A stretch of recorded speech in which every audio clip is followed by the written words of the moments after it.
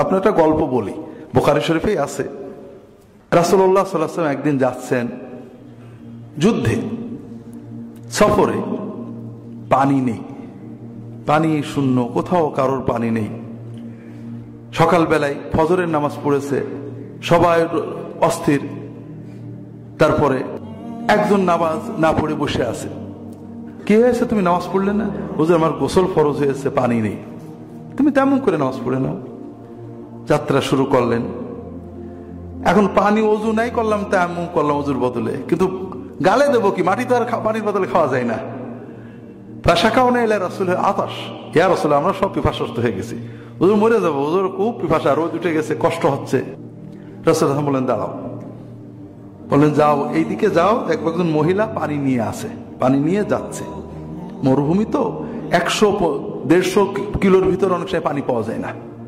তো এখন তোমরা একটু এই পথে যাও, দেখবো একজন মহিলা পানি নিয়ে যাচ্ছে, ওনাকে নিয়ে আসো। তো সাহাবীরা 2-3 জন গেলেন, যে দেখলেন ঠিক একটা মহিলা, দুই পাশে দুটো পানির ঘোড়া, ওই চামড়ার মস্কে করে দুই পাশে নিয়ে একটা উটের পিঠে চড়ে টুকটাক করে যাচ্ছে মহিলা। তো বলছে যে আচ্ছা আপনি যে পানি আনলেন কত দূর থেকে? বলে যে 2 দিনের পথ, তোমাদের পানির কাছে যাইতে অন্তত প্রায় 2 দিন লাগবে। আমি সেইখান থেকে পানি নিয়ে আমার মহল্লায় যাচ্ছি, আমাদের যেখানে আমাদের বেদুইনদের তাবু, ওখানে যাচ্ছি। বলে যে আমরা তো অত দূরে যে পানি নিতে পারবো না, তাহলে আপনি একটু আমাদের সাথে আসেন, আমাদের নবী মুহাম্মদ সাল্লাল্লাহু আলাইহি ওয়াসাল্লামের কাছে আসেন। বলে যে মুহাম্মদ সাল্লাল্লাহু আলাইহি ওয়াসাল্লামকে ওই যে সবাই যার সাবি বলে, সাবি হয়ে গেছে, ওহাবি হয়ে গেছে। সাবা মানে হলো সাবে, মানে যারা সমাজের বাপদাদার প্রচলিত দিন বাদ দিয়ে নতুন কিছু বলে। যেমন আমরা যখন তৌহিদের সুন্নতের কথা বলি, মানুষ কি বলে? ওহাবি হয়ে গেছে।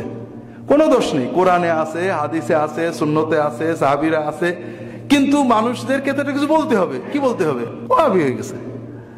তার মানে লোকটা কোনো দোষ নেই, কিন্তু খারাপ, কারণ আমার সাথে মেলে না ওর মত। ওহাবি হয়ে গেছে মানে কি? কোরআন মানে না, মানে হাদিস মানে না, মানে নবী মানে না, মানে কি মানে না? আউলিয়াদের মানে না, ওলি আল্লাহদের মানে না। ওলিয়াদের মানে না মানে কোথায় বলেছে মানে না? সবারই তো মানছে। বলে না না, ওহাবি হয়ে গেছে। মুহাম্মদ সাল্লাল্লাহু আলাইহি ওয়াসাল্লামের সমাজের মানুষেরা রাসূলুল্লাহ সাল্লাল্লাহু আলাইহি ওয়াসাল্লাম যে দাওয়াত দিতেন সবগুলোই তারা মানতে বাধ্য। আল্লাহ এক তারা মানত, আল্লাহর ইবাদত করো মানত, পিতামাতার খেদমত করো মানত, মিথ্যা কথা বলো না মানত। রাসূলুল্লাহ সাল্লাল্লাহু আলাইহি ওয়াসাল্লাম যত দাওয়াত মক্কায় দিয়েছেন, মক্কায় তার পর্দার দাওয়াত দেননি, মদ খাওয়া বন্ধ করেননি।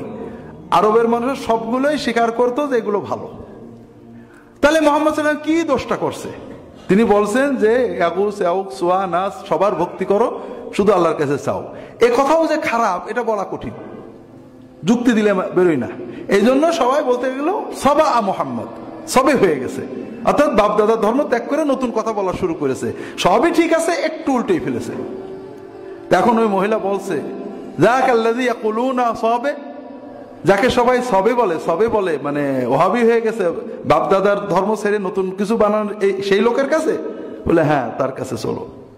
আসছে সাহাবীরা, ওই মহিলা উটের পিঠে চড়ে টুকটাক করে নিয়ে আসছে, 2 ভাঁড় ভর্তি পানি। রাসূলুল্লাহ সাল্লাল্লাহু আলাইহি ওয়াসাল্লাম বললেন তোর ভাঁড়টা নামাও। নামে রাসূলুল্লাহ সাল্লাল্লাহু আলাইহি ওয়াসাল্লাম হাত দিলেন ভাঁড়ের উপরে, দেওয়ার পরে পানি পড়তে লাগলো। সাহাবীদের বললেন যার যত পানির পাত্র আছে আগে ভরো। প্রত্যেকেই পানির পাত্রগুলো ভরলো। কয়েকশো মানুষ, প্রত্যেকেরই বললেন যে কেউ পানির পাত্র খালি রাখবে না, প্রত্যেকে পানির পাত্র ভরো। পড়ার পরে বললেন এইবারে যার নগদ দরকার আছে, গোসল করার দরকার আছে গোসল করো, অজু করার দরকার অজু করো, খাওয়ার দরকার আছে খাও, ওগুলো ভরা থাক।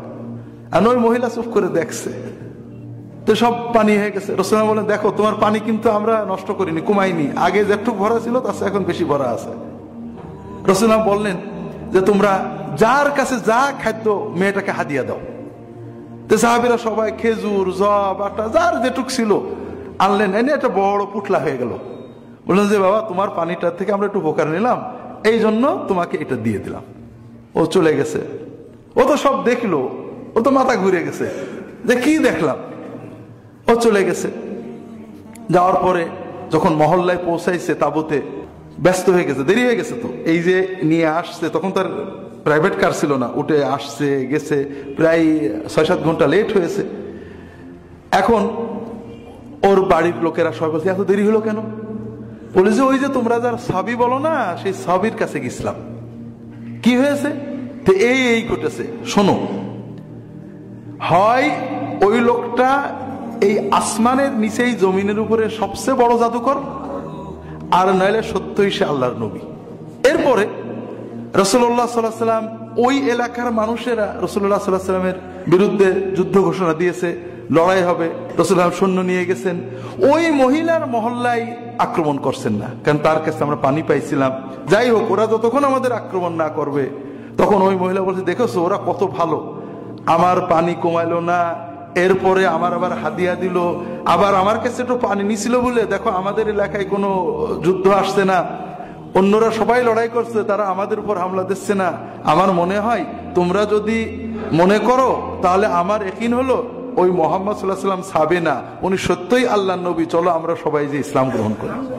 তো যেটা বলছিলাম ভাইরা, তাহলে সমাজের গালি হলো মোহাম্মদ সবই হয়ে গেছে, সবাই হয়ে গেছে, সবা মোহাম্মদ, অর্থাৎ প্রচলিত কাজকর্ম ছেড়ে নতুন কথা বলা শুরু করেছে। একটাও নতুন না, সব তার 3000 3500 বছর আগে ইব্রাহিম আলাইহিস সালামের কথাই বলেছেন রাসূলুল্লাহ সাল্লাল্লাহু আলাইহি ওয়াসাল্লাম, কিন্তু সমাজের লোকেদের জন্য নতুন। ঠিক তেমনি আমাদের সমাজে এই পীর বুজুর্গদেরকে এমন করা হয়েছে যে তাদের নাম দিয়ে, তাদের নাম ভাঙিয়ে আমরা আমাদের প্রতারণাগুলোকে বৈধ করছি। আমরা কিছু ভুল কথা বলি, কোরআন হাদিস বিরোধী কথা বলছি। যতক্ষণ কেউ কোরআন হাদিস দেখায় বলে আমরা কোরআন হাদিস বুঝি না, আব্দুল কাদের জিলানী কি বুঝতো না, ফুরফুরা দাদা হুজুর কি বুঝতো না? অথচ ফুরফুরা দাদা হুজুর এই গোমরাহি কথাগুলো বলেননি, আব্দুল কাদের জিলানী এইসব কথা বলেননি, মঈনুদ্দিন চিশতি এইসব কথা বলেননি। তারাও কোরআন হাদিসের কথা বলেছেন এবং বলেছেন যে কোরআন হাদিস মেনে সুন্নত মাধ্যমেই তোমাদের আল্লাহর কাছে যেতে হবে। তো যাই হোক ভাইরা, এটা হলো বাস্তবতা। আমরা আমাদের মূর্খতা, অজ্ঞতা অথবা আমাদের প্রতারণাকে বৈধ করার জন্য বড় মানুষদের নাম ভাঙাই। রাজনীতি যারা করেন, তারা রাজনৈতিক ব্যক্তিত্বদের নাম ভাঙিয়ে নিজেদের স্বার্থগুলো চরিতার্থ করেন। আমরা রাজনীতি করতে পারি না, ধর্মনীতি করি। আমরা ধর্মীয় ব্যক্তিত্বদের নাম ভাঙিয়ে কখনো আব্দুল কাদের জিলানীর নাম, কখনো আবু হানিফার নাম, কখনো আলী ফাতেমার নাম রাদিয়াল্লাহু তাআলা আনহুম আজমাইন নাম ভাঙিয়ে আমাদের অন্যায় কাজগুলো করি। যারা শিয়া, বর্তমান সমাজে শিয়া অনেক প্রচার করছেন, সাধারণ মুসলমানদের শিয়া বানানো হচ্ছে ব্যাপক হারে। তাদের কথা একটাই যে ফাতেমা, আলী, হাসান, হোসেন আপনি ভালোবাসবেন না। আমরা সবাই তাদের ভালোবাসি, এমন কোন মুসলমান নেই তাদের ভালোবাসে না। কিন্তু তাদের ভালোবাসতে গেলে আবু বকর ওমর ওসমানকে গালি দিতে হবে, এটা কোথায় পেয়েছে? এই জন্য তারা শিয়া নাম দিয়ে কিছুই না, একটা রাজনৈতিক ক্ষমতা দখলের প্রতারণামূলক চেষ্টা রাসূলুল্লাহ সাল্লাল্লাহু আলাইহি ওয়াসাল্লাম আহলে বায়ত বংশধরের নামে তারা চালিয়েছেন। নাম রেখেছেন আলী, হাসান, হুসাইন, ফাতেমা রাদিয়াল্লাহু তাআলা আনহুম আজমাইন, তাদের নাম, মুহাম্মদ সাল্লাল্লাহু আলাইহি ওয়াসাল্লাম বংশধরের নাম। কিন্তু কাম করেছেন যেগুলো কখনোই তারা বলেননি। আলী রাদিয়াল্লাহু তাআলা আনহু আবু বকরকে ভালোবেসেছেন, ওমরকে ভালোবেসেছেন, ওসমানকে ভালোবেসেছেন, তাদের সাথে কর্ম করেছেন। কখনোই তাদেরকে গালি দিতে শেখাননি, তাদেরকে কাফের বলা তো দূরের কথা, তাদের পিছনে নামাজ পড়েছেন। এরা ঠিক সেই আলী, ফাতেমা, হাসান, হুসাইন রাদিয়াল্লাহু তাআলা আনহুমের নামে রাসূলুল্লাহ সাল্লাল্লাহু আলাইহি ওয়াসাল্লামের সাহাবীদেরকে গালি দিতে, কাফের বলতে শেখাচ্ছেন। ঠিক তেমনি আরেক গ্রুপ, আব্দুল কাদের জিলানী, মঈনুদ্দিন চিশতি, নিজামুদ্দিন আউলিয়া, জুন্নুন মিসরি, জুনায়েদ বাগদাদি ইত্যাদি, বাইজিদ বুস্তামি ইত্যাদি ইত্যাদি ইত্যাদি বিভিন্ন নেককার মানুষদের নামে তাদের প্রতি আমাদের যে ভালোবাসা, শ্রদ্ধাবোধ, এই শ্রদ্ধাবোধকে পুঁজি করে তাদের নাম ভাঙিয়ে আমাদেরকে কোরআন সুন্নাহ বিরোধী কথাগুলো বলছেন, শেখাচ্ছেন। আর যখন আপনি কোরআন সুন্নাহর কথা বলবেন, আমরা কোরআন হাদিস বুঝি না, আমরা হুজুর অমুকের বুঝি। এই প্রতারণামূলক কর্ম সমাজে চলছে। বাঁচার উপায় আমরা সবাইকে বন্ধ করতে পারবো না ভাই। রাজনীতির নামে প্রতারণা চলবে, ধর্মের নামে প্রতারণা চলবে, চলবেই চলবে। বিশেষ করে যারা বাণিজ্য করেন, রাজনীতির নামে যারা ক্ষমতায় যান, একবার ক্ষমতায় গেলে ভাই কত যে টাকা, কত কোটি কোটি, আমি জানি, আপনাদের বলবো না নাম, একেবারে একেবারে শতভাগ রাজনৈতিক নেতা, মন্ত্রী, প্রতিমন্ত্রী ভোটের আগে কিভাবে যে কাঁপে আর টাকা পয়সা ব্যাংকে তুলে কোথায় যে মাটির নিচে রাখবে টের পায় না। কি কি অবস্থা হয়ে যায় আপনি বুঝতে পারেন। আমি সত্যি কথা বলছি, কারণ নাম যেহেতু বলছি না, সমস্যা নেই। কিন্তু এর ভিতরে যে কত লাভ, রাজনৈতিকদের নিন্দা করা আমার উদ্দেশ্য না। আমরা যারা ধর্মনীতি করি, আমাদেরও মোটামুটি আমরা একটা ওরস বানাতে পারলে, একটা মাজার বানাতে পারলে, একটা দরবার বানাতে পারলে কত টাকা আপনারা দেবেন। আমরা দোয়ার ভান্ডার খুলে বসবো, আপনারা টাকা দেবেন, আমরা দোয়া করব। কাজেই অনেক সুবিধা। আপনাদেরকে সুন্নতের কথা বলবো, সুন্নতের সুবিধা নেই, সুন্নতে আমাদের সুবিধা নেই, সামাজিক রীতিনীতিতে আমাদের সুবিধা। ফেনীতে গত শনিবারে ছিলাম, একজন প্রশ্ন করেছে যে হুজুররা জানাজা পড়ায় টাকা নেয়, এটা জায়েজ হবে কিনা। জায়েজ হবে না মানে, সিস্টেম হিসেবে সবচেয়ে ভালো সিস্টেম এটা। আপনার ছেলে মেয়েকে কোরআন শেখাবেন না, আপনাদের কোরআন পড়ে দেওয়ার জন্য আমরা আছি, তবে টাকা দিতে হবে। আপনার ছেলে মেয়েকে দোয়া করা শেখাবেন না, আপনার দোয়া করার জন্য আমরা আছি, তবে টাকা দিতে হবে।